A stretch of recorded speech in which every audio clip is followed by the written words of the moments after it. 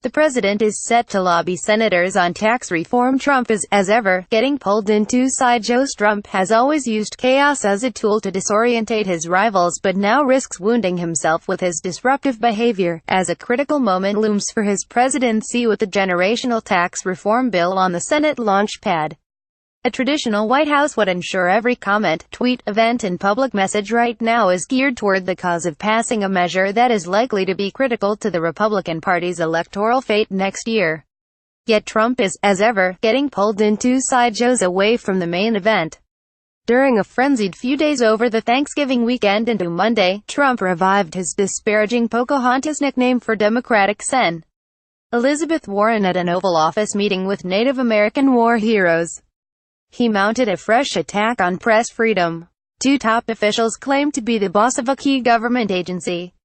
And the New York Times reported that the president was privately casting doubt on the authenticity of a 2005 Access Hollywood tape on which he boasted about Uli assaulting women and for which he apologized way back in the 2016 campaign. White House Press Secretary Sarah Sanders said Monday that Trump stands by his original apology for his recorded remarks. But Trump will make a fresh bid to concentrate the White House's political firepower while on Capitol Hill for lunch Tuesday, trying to inject steel into Republican senators' spines amid worries about the content and impact of the bill. It's going to be a tremendous tax cut, the biggest in the history of our country, Trump said at the White House on Monday in a preview of his message to senators. I think we're going to have great receptivity. His optimism may be a little premature, since a number of Republican senators have yet to sign on to the bill, which Senate leadership hopes to jam through as early as this week. The president's appearance before a caucus in which he has many vehement critics will be a test of whether his political capital and focus can survive yet another extraordinary set of controversies battering his administration.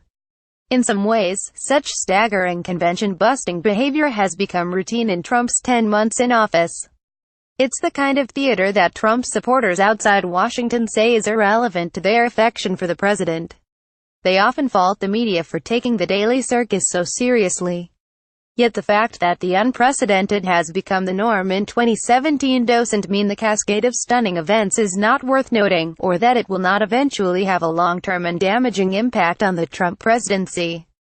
Most immediately, the new tumult raging around Trump cannot make it any easier to pass tax reform, the president's last chance to record a significant political victory in an otherwise legislatively barren first year in power. Senators who will be asked to cast a tough vote are about to again be besieged by questions about the president's behavior. Multiple distractions surrounding the president also raise the question of his capacity to sell the plan to the public. I think it creates a huge distraction to these members of Congress, and I think they quickly want to move on to something more substantive, Republican strategist Kevin Madden said on CNN's The Lead with Jake Tapper when asked about Trump's comments on Warren. They are just sick and tired of having to deal with these type of distractions. The controversy swirling around the White House also plays into consistent and profound themes that repeatedly arise in this presidency and may make it difficult for Trump to enact his agenda and have a successful administration. His comment at an event Monday honoring Navajo code talkers about Pocahontas, his nickname for Warren, was not just in poor taste. It also renewed debate over the president's inner thoughts about race and his apparent obliviousness to the standards of decorum and propriety expected of a head of state as he stands in the Oval Office.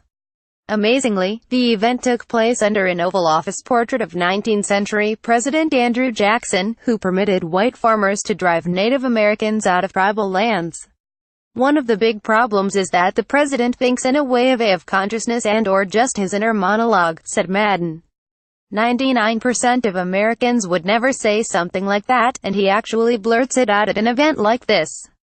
The power struggle over who should run the Consumer Financial Protection Bureau. Meanwhile, Budget Chief Mick Mulvaney, or outgoing director and Obama appointee Richard Cordray's designated successor, Leandra English, opens a window into the nature of Trumpism itself.